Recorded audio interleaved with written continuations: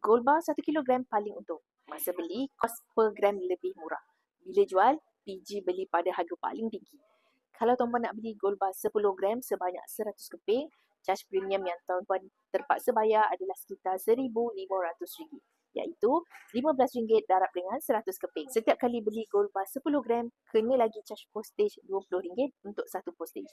Maka kos postage kena bayar RM2,000, iaitu RM20 untuk 100 parcel. Total kos premium dan juga postage sudah RM3,500. Sedangkan gold bar 1 kilogram kos premium cuma RM250 sekeping. Tiada charge postage sebab 1 kilogram ini boleh diambil di cawangan Public Go yang terdekat. Dah jimat RM3,250. Bagi harga jual pula, bila nak jual, harga PG buy semasa 10 gram sekitar RM4,500. Kalau 100 keping, dapatlah sekitar RM443,000. Sedangkan gold bar 1 kilogram RM451,000, lebih untung sebanyak RM7,900.